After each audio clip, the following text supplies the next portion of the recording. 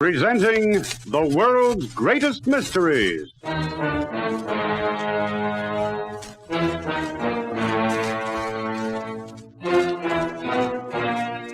And now, your host.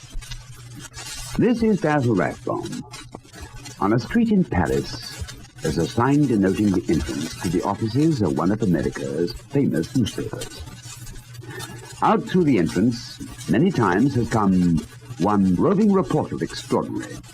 This has been his starting point for journeys to the capitals and villages of Europe. His aim has been to investigate, to search into, to find the secrets behind those mysteries that result in front-page copy and make the headlines of this famous daily. In a moment, one such story. It carries Mike's byline, and he tells it the way he saw it.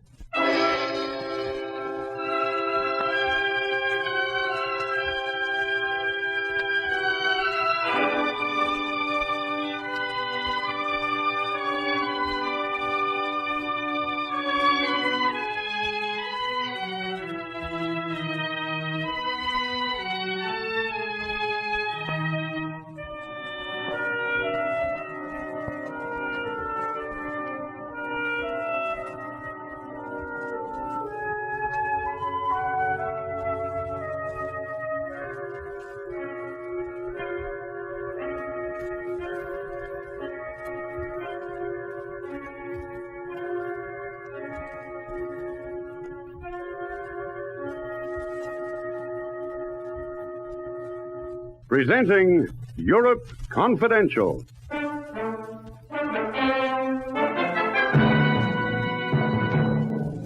Mike. Oh, Mike, he tried to kill me. It's all right now. It's all right now. But I killed him. Well, it wasn't your fault. Come on, let's go down. We got what we came for.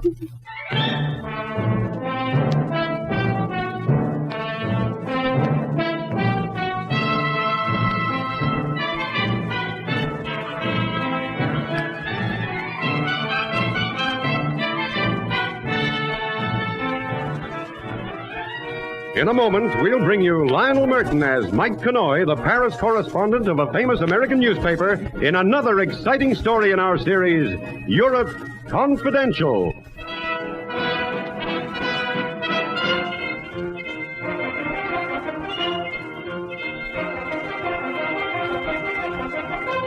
All of us gamble at one time or another with a card or fall of a dice, speed of a horse, well, even the life of a man. In the newspaper business, we gamble to get a story, because in our philosophy, the story is what matters above everything else. Sometimes the gamble pays off, and sometimes it doesn't. I guess this is an example of, well, you judge for yourself. It started in Paris at the Chronicle office when I had a visitor, a genial, small-time crook by the name of Jacques. Good night. Jacques, the gendarme's delight. What are you doing here? I have important business to transact with you. Well, I'm not buying information on the black market this week, thanks. No. You buy nothing. Oh? At times in the past, I do favors for you. Now, I ask a return favor. Yeah? What is it? You know my friend Pierre Marron? Big Pierre? The cat burglar the cops could never catch? Oui, and now they never will. He died this morning. Oh, that's too bad, Jacques. Anything I can do? Listen to me, monsieur. Before he died, Pierre asked me to remove a great stain from his immortal soul. Oh? He was afraid that when he enters the next world... Yeah, well, look, Jacques, you've come to the wrong guy. I've got no influence in those regions. Mike, Pierre Marron gave me this note. He asked me to take it to the police. Well, I understand your reluctance. You could always mail it. Oh, yes, I could, but I promise it will be given in person. Monsieur Mike, how can I go to the police in person? Why, Jacques, I'm surprised at you. Big Pierre was your friend and colleague. This is a last trust. Oui, but the police, they are not my friends. Could you not deliver the note for me? I am afraid. Here, let me see the note. See? Oh, I don't know why you should be worried about this. Well? Oh, well, Jacques, as you say, you've done me a favor or two in the past, given me information, told me where I could locate guys. I'll take care of Pierre's note for you. Ah, merci, mon ami. You will take it to the police, huh? Eventually. Don't worry, Jacques. Don't worry about a thing. When I'd ushered the grateful Jacques out of the room with as much courtesy as my eagerness would permit, I sat down and studied this note more carefully. 17 years ago, the note explained, in a little French town of Léon, Pierre Maron had killed a man. Now, this note was his confession, a complete account of how he had permitted an innocent man, someone named Henri Dubois, to be accused of this murder. It explained that Pierre had hidden signed affidavits proving Dubois' innocence somewhere in Léon. Just where in Léon, he neglected to say. The police would be interested in this confession, of course. But then it seemed to me that before it went to the gendarmes, here was a story handed to me on a platter. All I had to do was dig for facts. So I started to do just that later the same day. I went to an oversized house in an exclusive district of Paris and met two lovely ladies, one old, one young, both of them named Dubois. Ah, an American from a newspaper? I write a column for the Chronicle. Ah, yes. We sometimes take the Chronicle, monsieur. But I don't understand. You said you have some document that concerns my husband? I don't think you can have anything of value for us, Monsieur. Wait, Louise. Let the young man speak. The document concerns Henri Dubois. He was your husband. Ah, yes. But Henri is dead. Madame, how long has it been? Since his death, I mean. Well, we don't know. Not for certain. It has been a long time. Well, you needn't be delicate on my account, madame. I know. You know? Well, mademoiselle, I know that your father was accused of murdering a man in Léon 17 years ago. He did not. Henri would never hurt anyone. He was not a criminal. I'm afraid the police don't share that view. When he escaped from prison before his trial, it seemed to clinch the case against him. Clinch? Well, it made the authorities even more certain of his guilt. I read the newspaper files. The case made a splash, even here in Paris. But he had to escape. There was no hope without the paper. Yes, I know. You seem to know so much, Monsieur. Well, I know what you know, mademoiselle. Those papers were the evidence that could have saved your father. They were stolen. This does not help us. We have searched for 17 years for some kind of evidence that would have cleared the name of my husband. We have spent thousands of francs. Thousands. What if you found that evidence now, madame? Oh, mon Dieu, if we only could. Madame, mademoiselle, those papers, they were affidavits proving absolutely that your husband was nowhere near the scene of the crime when it occurred. They were? How do you know this? I have the word of the man who stole them. You have? Oh, Louise, I knew that someday... The affidavits, mademoiselle. They're hidden somewhere in the town of Léon. It may take a great deal of searching, but, well, I'm willing to try. Oh, if you could find evidence to clear my husband, you can ask for anything you wish. I'll ask for just one thing, Madame Dubois. Anything. The right to this story. Exclusive. All the photographs I need, your personal story, and your daughter's. But, Maman... You have my word. You can put our private lives on your front pages. If only you find proof that my husband was innocent.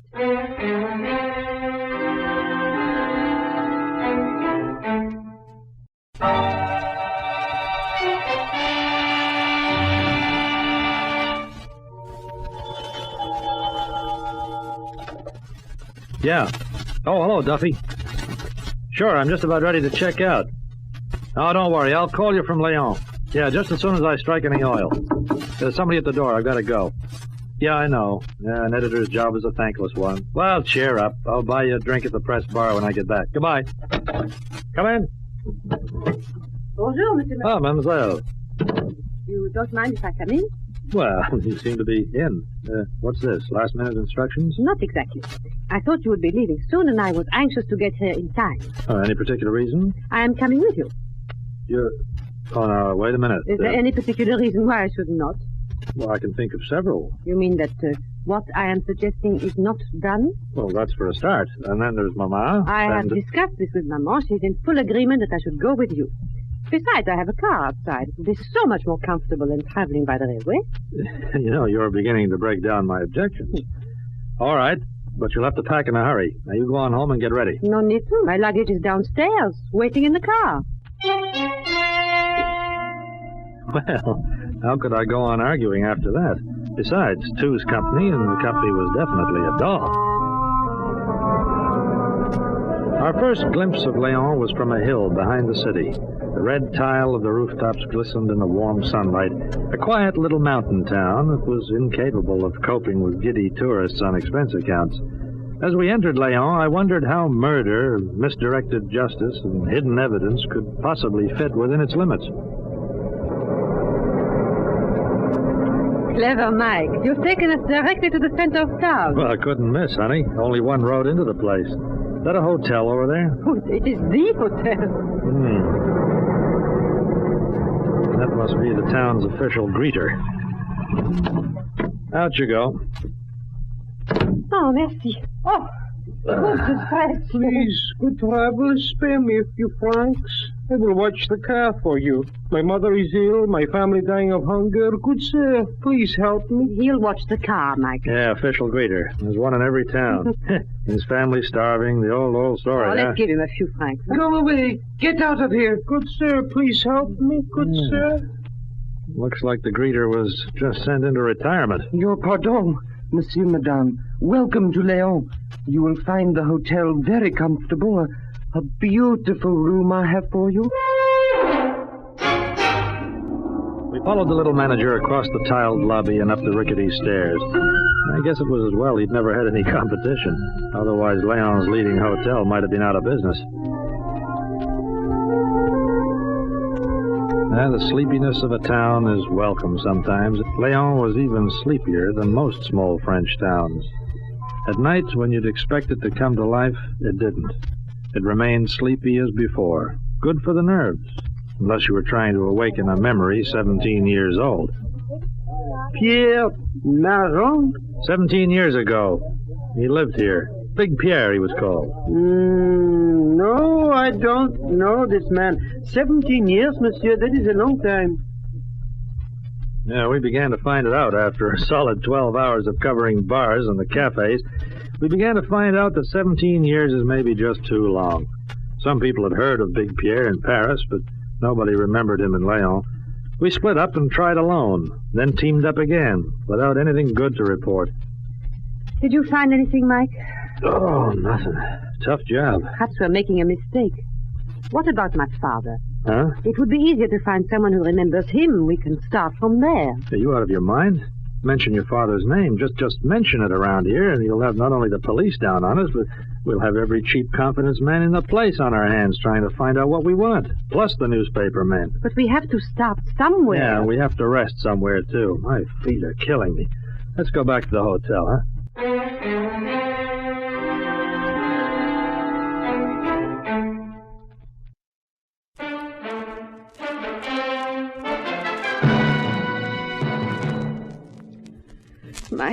Mike, what are we going to do? Keep plugging. But it seems so hopeless.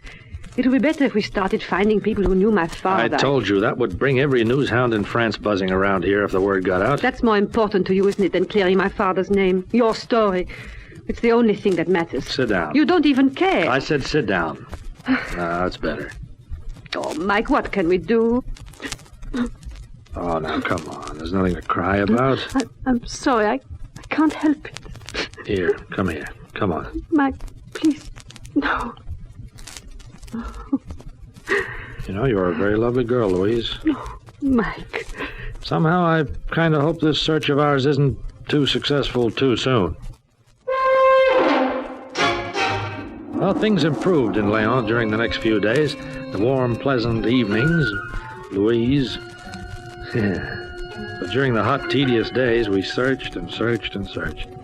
After one of our times together, I left Louise at her door and headed for my room. When I opened the door, there was a surprise waiting. I had a guest, the wizened old beggar who'd been the first to greet us on our arrival in Leon. His greeting this time was a little violent. Oh! I have been waiting for you. Hey, what, you? No, you don't. Who the devil? You try to kill me. You die. You? What are you doing here? Come on now, what do you want? No. Panhandling business falling off? Robbing hotel rooms now, eh? Well, we'll see what the cops have to say about this. No, not the police. All right, let's have it. What's it all about? You come to kill me. What are you babbling about? Who wants to kill you? Pierre Merrill. You look for Big Pierre. You come to kill me. Pierre? What's he got to do with it? Hey, come back here, you. Pierre? It was like a flash of light, yeah. Suddenly in that crummy hotel room I knew. Henri Dubois, the beggar, the wizened old car-watching beggar. This was Louise's father, buried in the dust of police records, rumors, and memory, but still alive after all these years. I had a story now, and what a story. I had a girl who didn't even know her own father, his identity buried under a scraggy beard and the guise of a beggar. Yeah, and a father who didn't even know his own daughter. Oh, I had a story, all right. Better than that, I had a chance to clear a 17-year-old miscarriage of justice. But it could only be done one way. It could only be done by finding those affidavits. And until they came to light, it would be pointless and pretty dangerous to tell Louise the truth about her father. Mike, I thought we could go... Mike! It's all right. Come in. Close the door. What happened? A little argument with destiny. I won. Your clothes, they're all torn, and your face. Oh, Mike. No, there's nothing I can't wash off with soap and water. But what was it? The old car park beggar. What? He must have been after my dough. He tried to kill me when I caught him at it. Oh, Mike, you must be careful. We should go to the police. No, I don't want to talk to the police until we clear your father. If there's any further trouble, I can handle him myself.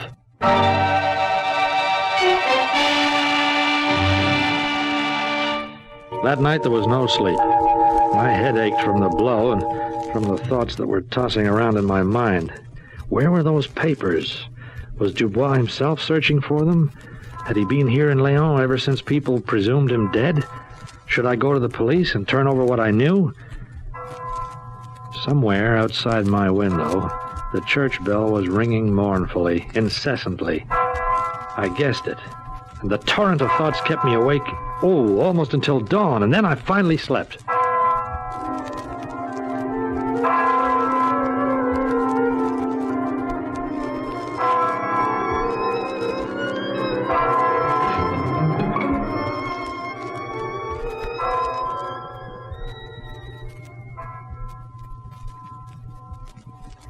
Ah, bonjour, monsieur. Yeah, where's Louise? The mademoiselle, where is she? At church, monsieur. Church? Oui, this is the patron's holy day in our town. At midnight, the bell begins to toll and does not stop until the sun sets tonight.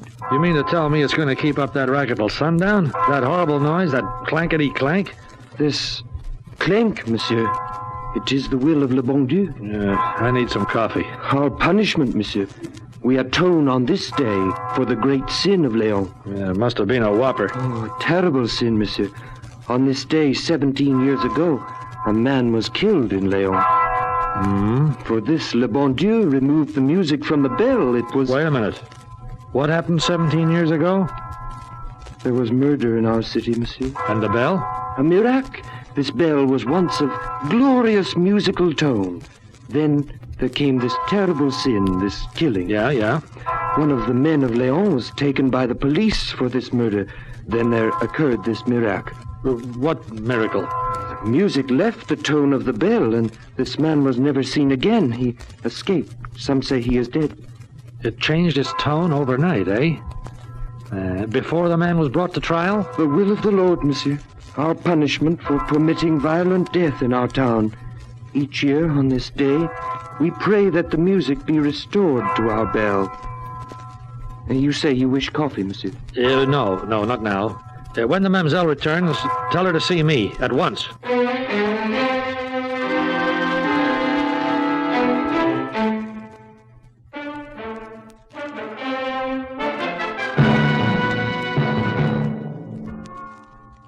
But, Mike, it is too fantastic. Of course it's fantastic. Bells don't change their tone the way you and I change our clothes. There's got to be a reason for it. A practical, fundamental, tangible reason. Look, this note. What? Pierre's note. Here, look. He admits it right here. He stole the evidence that would have cleared your father. He says he hid it right here in Lyon. Why did he not destroy it immediately? Well, who knows? Maybe he intended to confess sooner or later. Murderers are seldom logical people. But look, now we learn that just before your father escaped from the police, the tone of this bell suddenly, mysteriously, miraculously changed from a melodious ring to that clank that we hear out there. Listen to it, Louise. Listen. What makes a bell sound like that? I do not know, Mike. It may be... I don't know. Well, neither do I. But tonight, when this town crawls into bed, I'm going to find out. And you're going to help me.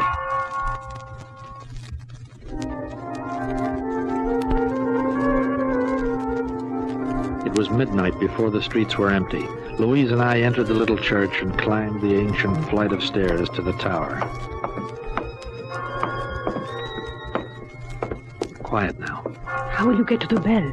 The steps do not go that high. I'll have to use the bell pull. Here. Can you reach it? Yeah, I got it. I climbed hand over hand. I don't know how far, 10 feet, maybe 15. For a man in my doubtful physical condition, it wasn't easy. The bell made a horrible racket over me, and the sound grew in waves as I approached it, making me dizzier and dizzier until I almost let go. Finally, there was no more rope. My hand touched the inside of the bell, and it stopped ringing. The Malby Confidence was at a cockeyed angle and slipping away fast when I suddenly grabbed for the clapper and found what I wanted, a heavy oilskin wrapper tied around it, a bundle of the missing affidavits. One good tug pulled it away, and I stuffed it in my shirt front.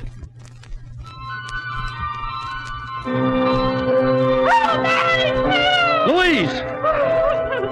The rope burned chunks of flesh right out of my hands as I slid down. Below me, I saw another figure struggling with Louise, trying to get past her. The two of them were wrestling on a narrow ledge at the top of the steps leading from the church itself. I caught one moonlit glimpse of their faces as I swung onto the ledge. It was the beggar, Dubois, Louise's father. I want those papers. They kill you. Before I could reach them, she got one arm free and hit him as hard as she could. Then she shoved and he went over. Louise! Mike! Oh, Mike, he tried to kill me! He tried to kill me! It's all right, honey. It's all right now. But I killed him! It wasn't your fault. Come on, let's go down. We've got what we came for.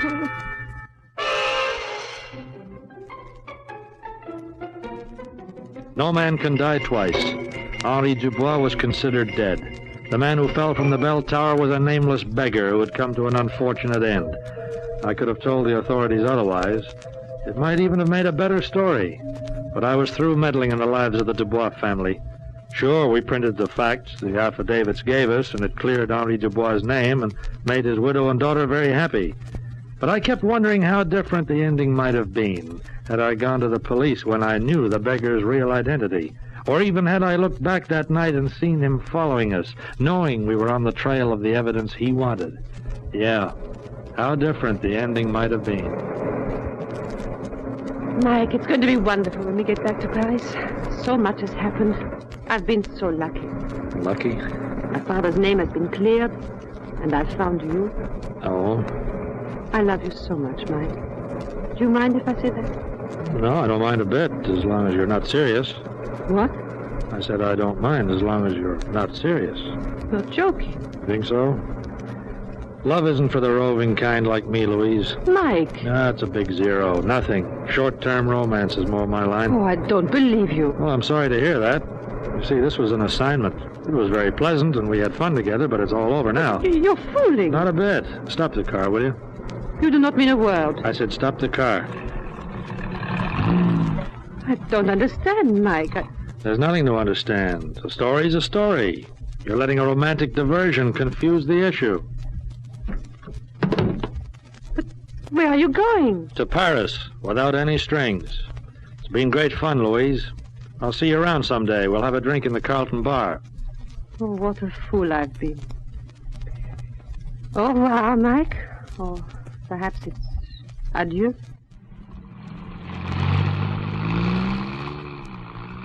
Adieu, Louise. I guess I was the fool. It could have been such a different ending.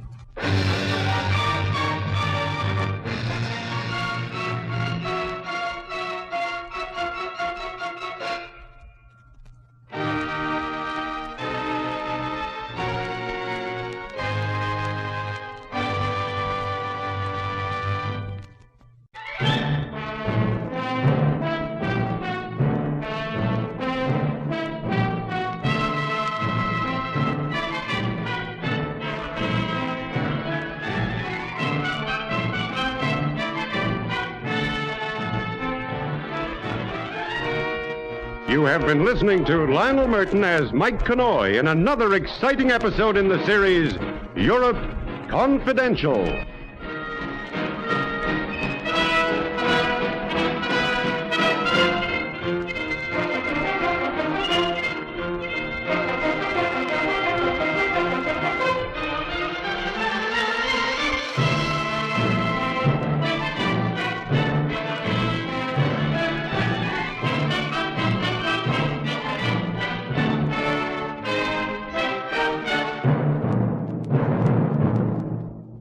This is Basil Rathbone again. Well, that was Mike's story. This roving reporter friend of ours certainly has what I think the journalistic profession calls a nose for the news. I'll be back again with another of these mystery adventures, and I hope you'll join me.